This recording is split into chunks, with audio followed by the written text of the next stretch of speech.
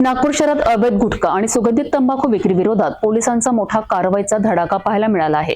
पाचपोली police ठाण्याच्या हद्दीत विविध गुन्ह्यात जप्त करण्यात आलेला तब्बल 44,493 रुपयांचा प्रतिबंधित तंबाखू व गुटखा साठा न्यायालयाच्या आदेशानुसार नष्ट करण्यात आला आहे। ही कारवाई नेमकी कशी झाली आहे बघूया याबाबत सविस्तर। नागपूर शहरातील पाचपावली पोलीस ठाण्याच्या हद्दीत दाखल असलेल्या विविध गुन्ह्यांमध्ये जप्त करण्यात आलेला प्रतिबंधित गुटखा व सुगंधित तंबाखूचा साठा अखेर नष्ट करण्यात आला।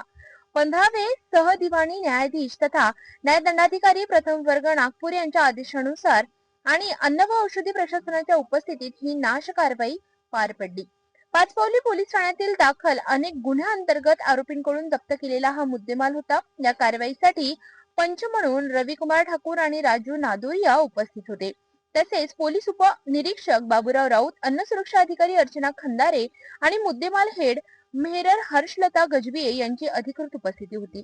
जप्त साठ्यामध्ये जनम तंबाखू, मनगोल्ड, विमल, राजश्री, पानपराग, पान मसाला आणि विविध प्रकारचा सुगंधित प्रतिबंधित तंबाखू यांचा समावेश होता। एकूण 44,493 रुपयांचा प्रतिबंधित अन्न पदार्थांचा साठा पोलीस ठाण्याच्या मोकळ्या आवारात जाळून नष्ट करण्यात आला।